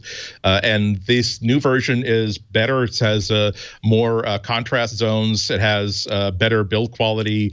A bunch of other things that I'm still factoring on, but it's a perfect TV for someone like me, where it replaces a TV I bought 10 years ago. It's now at the old TV is to the point where the fluorescent illuminator is starting to make this halo sort of effect in the middle of the TV. Also, I've successfully waited out every single fad. So I didn't buy a new TV before you needed to get the new 4K HDMI for content control. I didn't buy a new TV with a curved screen or 3D. I didn't even buy a 4K TV when there was HDR, but they hadn't figured out that we're going to have 2 standards in order to be compatible with all the content. So so I wound up for $650, which is damn cheap of what you're getting. What I think is a reference model TV, not in the sense that if you spend thousands of dollars on a home theater, why don't throw your money away for anything more expensive than this? But I'm saying that this is a list of all the features that are going to be important for the next 10 years. If you're not the sort of person that goes into the showroom with a colorimeter to check for every single corner for illumination and color balance, you just simply want something that is really, really good, that has every feature you're going to want, that you can get 10 years worth of use out of, and there's just something about you that says, I can't spend more than $1,000 on a TV, or else the spirit of my father will just haunt me for a long, long time, and he will not be pleased with me. So I've had it in the office for about half a week. Then I put it in the living room a few days ago. I had that wonderful experience where I started looking for 4K HDR content on Netflix and wound up spending a day and a half just watching television because it's like for someone who's been using a standard HD TV for 10 years and I've only had 4K temporarily and not really just as only in a test environment for a few days. It really is an amazing upgrade. You will feel every dollar that you spent on this upgrade, and I'm very, very happy with it so far. The only bad things I could say about it so far are that if you go looking for dark spots, you will certainly find them in the very, very corners of the screen. That the illumination is not 100% consistent, but it's the sort of thing where you have to have the brightness up and you have to really look for it in order to find it. I don't find it distracting at all. I'm sure that if there's anything bad that's going to happen, it's going to happen in the next 2 or 3 weeks. But the first week report is good enough that I can recommend it. Like I said, it's just such a terrific value. Again, it's not for people who wouldn't blink at spending $3,000 on the absolute greatest set that's out there. But I'm damned if I can think of any way that this TV has cut a corner or it feels cheap in any way. Again, all the multiple HDMI ports. It has a Roku built in that's compatible with 4K and HDR, so you don't even have to plug it into an Apple TV or anything else.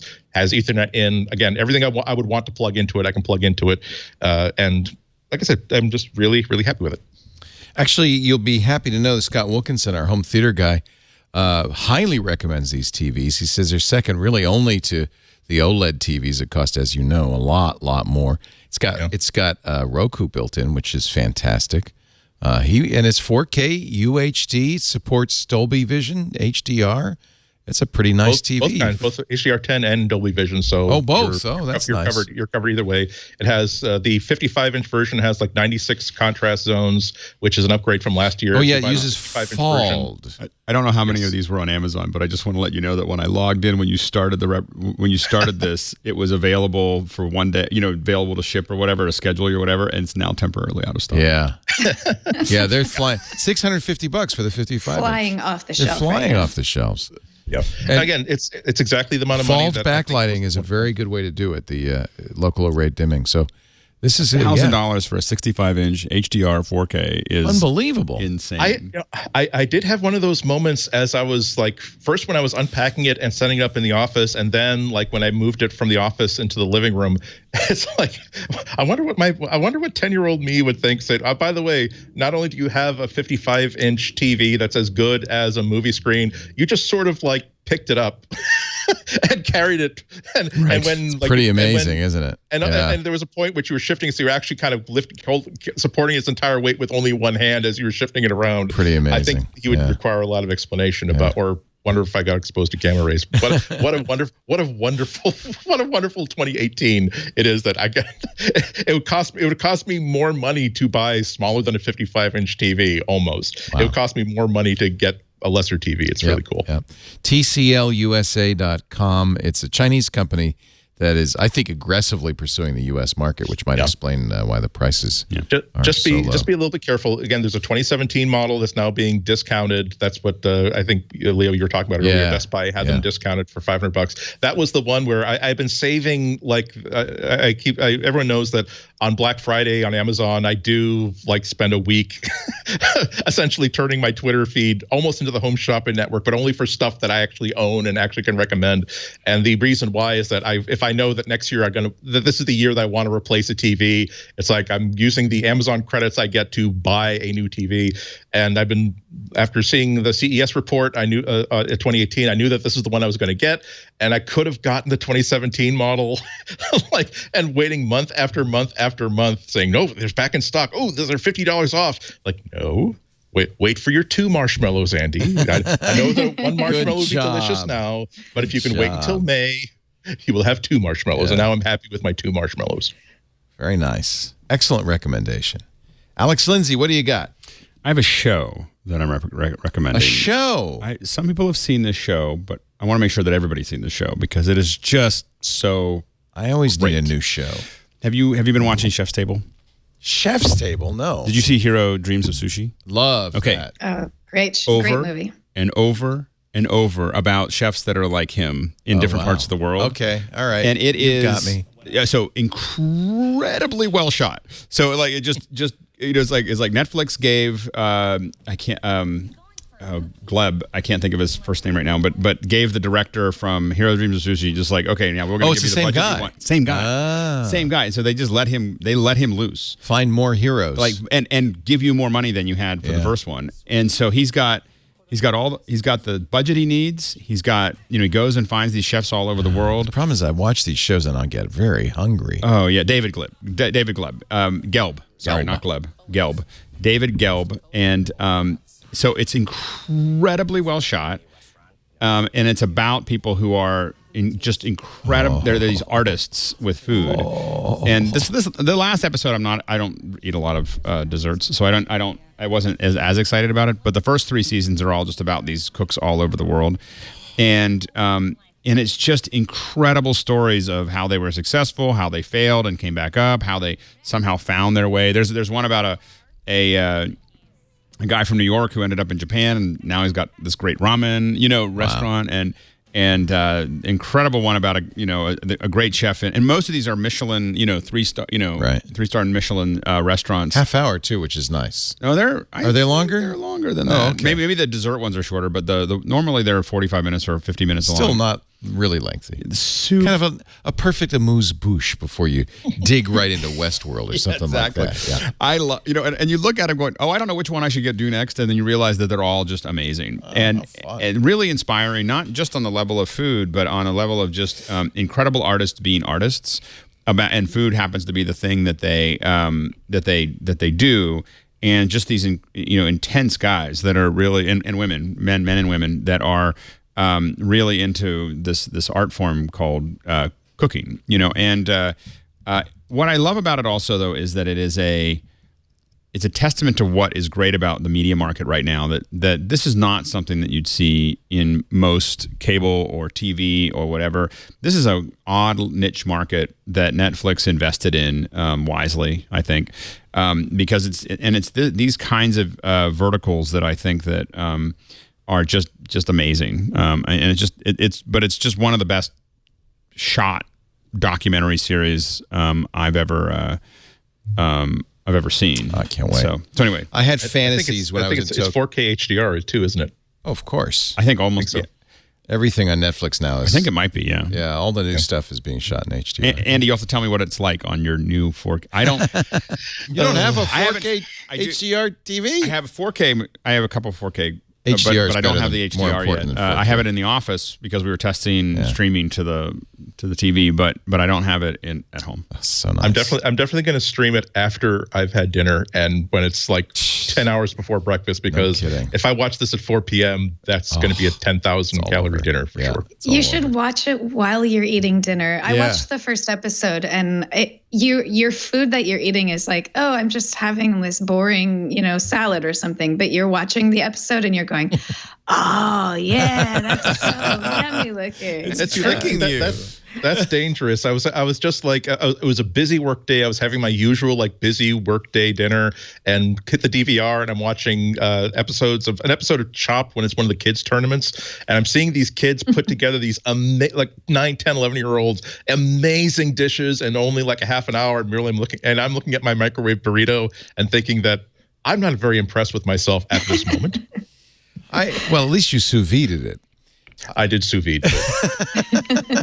I have to be very careful about shows like that. They make it very hard to fast. Let's put it that way. I had fantasies of going to Hiro's restaurant when we were in Tokyo, and then somebody told me, well, Obama and Abe ate there about 2 years ago, and he is now booked through his retirement. you literally you cannot get in there, right? And you never will, because he's going to retire in a few years, and they're booked for the next 5. Yeah, it's like, okay, well, so much for that. I got a box today, and I always love it when presents come. And Lory, you noted, and you said, what is it? But I said, I'm going to save it for the end of the show. We had on Saturday on the new Screensavers, Dale Baskin of DP Review reviewing the new 360-degree cameras. He took a look at the Rilo and the Fusion. He liked the Rilo for its price, $400. Mm-hmm. But he pointed out that for $200 more, you could get the new GoPro Fusion. And I went back and forth, but I feel like the higher resolution of the Fusion. I'm looking for the best possible picture. After looking at reviews on the GoPro Fusion, I thought maybe I made a mistake because the software apparently is terrible. But I ended up getting the Fusion, and I am pleased to say, Alex Lindsay tells me, I made the right choice. This camera is a 360-degree camera, so it's a GoPro with lenses front and back, each of which get 180 degrees. In fact, in order to make that work, you have to put 2 SD cards in, one for each camera, which is cuckoo. And then it's a little bigger than a GoPro, although I'm glad to say it comes with a selfie stick so that you can hold it. Because with the 360, it's actually really nice. It's a selfie stick that's a tripod. Yeah, you want to kind of put it up in the air. I'm not really recommending it because I haven't reviewed it yet, but I'm what do you think? So I have most of the 360 I figured cameras. You did, from the little ones that you put on your iPhone all the way up to an Ozo. Yeah, the $60,000 Nokia. Yeah, they don't make them anymore. But anyway, so too much. 60,000 was too much. Anyway, so turned out nobody wanted it. Well, it's everybody. Alex, everybody wanted it. Nobody could afford it. Maybe that's a better way. I have 6 of them. They're all paid off. 6 of them. Yeah, so they're all paid off. So this is why we like to go to Alex's garage sales kits. Holy cow. Anyway, so I think for a non-stereo, high quality, this is the best one that's out there right now. What do you mean non-stereo? Well, it doesn't shoot stereo. It doesn't shoot stereo 360. What's stereo 3D 3D 360. I don't like 3D, so I don't mind that. So if you don't like that, it doesn't matter. What I like about it is that the don't do that.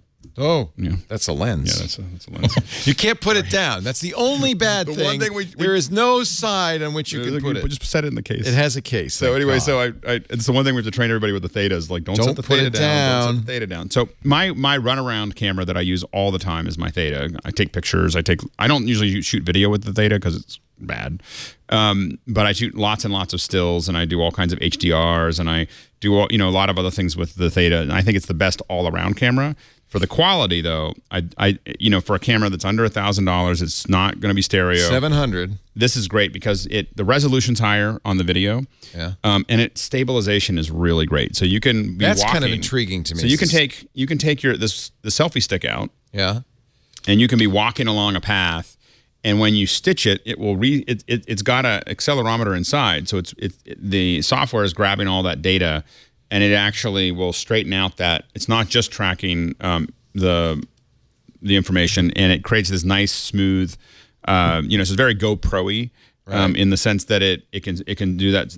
It can kind of smooth that out. So you don't need a gimbal, in other words. This is a gimbal. It's got a virtual gimbal. Yeah. It's not perfect, but it's great. It's software stabilization. Yeah, software stabilization, but it's got information coming from the camera as well. So it is a great.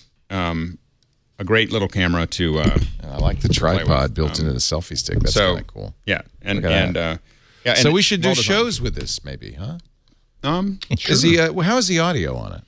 I almost never use audio from any of these cameras, so I don't. I mean, I always record it separately. I use them as scratch. I need to just use it to sync. But if I'm going to do audio, I do it with real tools. Well, I'm thinking maybe bring it to the Pink concert. Nobody get mad at me if I watch the concert with my hand in the air the whole time. Right? I like the idea of having this show just in VR. So, you could watch it on YouTube. Yeah.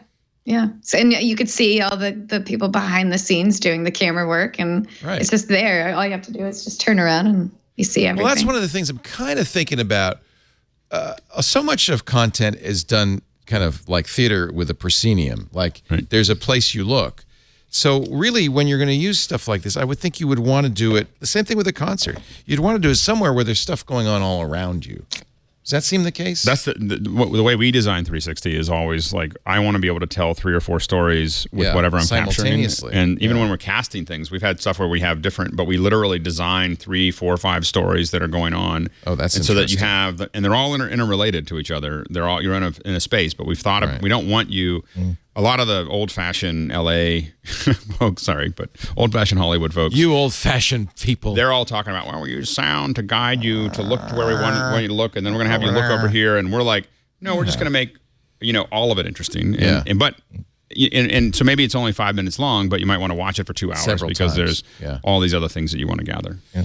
So that said, one of the best VR experiences I've ever had was one of the first times that when I got the first Gear VR from Samsung, and it was that lip sync challenge show that's on like high number cable, whatever.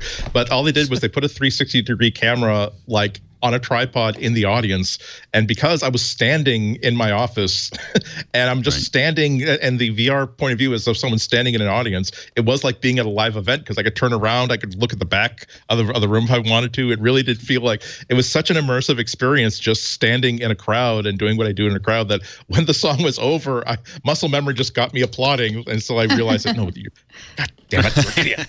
Wow, that's actually pretty high recommendation if it's that vivid. So, Lory, we're going to be making stuff for you and your Oculus Go. Yes, I can't wait. More content. You just got to get ready for the render time. Put Star Wars in it. Somebody said it takes like all day. I have an iMac Pro. Will that help? Oh, it'll help, but it's still going to take a long time. So, you'll like, if you shoot like this show, I would never do that. Render it all weekend. I remember when you did it at the Ozo, you shot it 15 minutes, and the Ozo took a week. Well, we had some technical issues. I had done a couple things wrong. It wasn't exactly. This is not going to make it in podcasting. So if you want something less expensive, the Rilo has some really nice features. Watch Dale Baskin's review and read his review on DP Review. The Rilo's really cool. Yeah, and it's tiny and stuff. Right. The Fusion's just a little bigger and about $200 more expensive. I didn't get a Rilo, though. I got the Fusion because why not, right? Ladies and gentlemen, that concludes this thrilling, gripping, three-dimensional edition of MacBreak Weekly. We're so glad you were here today. Please come back every Tuesday, round about 11 a.m. Pacific, 2 p.m. Eastern Time, 1800 UTC. If you want to watch the show, you can watch the live stream, twit.tv/live. Don't feel too rushed to get here because we often take our time getting the show underway as we talk about movies and comic books. Or be rushed because we're chit-chatting. And you may want to see that between the show's content. You can watch it at twit.tv/live. If you're doing that, you should probably be in our chat room at irc.twit.tv.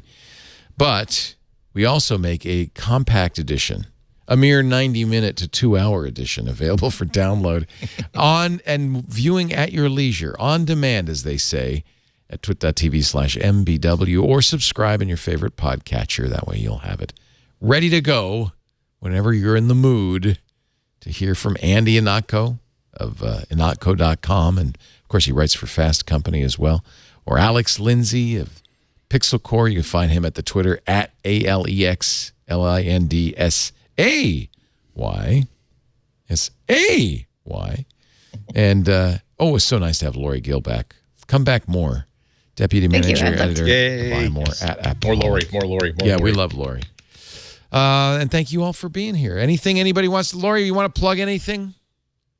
I just want to plug my Oculus Go back in so that I can charge it and play it.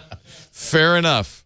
How about you, Alex Lindsay? What's up with in the Pixel Core and your latest endeavors? The best thing to do is just to follow me on Twitter. We're going to be announcing some stuff soon. I'm just trying to finish it up. So very nice.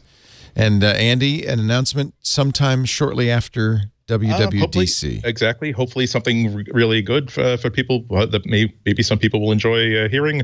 I am going to be on Boston Public Radio again on Wednesday. So, excuse me, not this week, Wednesday, but next week as we record. So keep an eye on my Twitter feed. It'll probably be about noon or so, but you can stream it live at WGBH.org. Nice. Or hear my past. Are you coming out for WWDC? No. I'm like the boxer in Pulp Fiction. My San Francisco privileges have been suspended. Thanks for being here. Get back to work, folks. Break time is over. Bye-bye.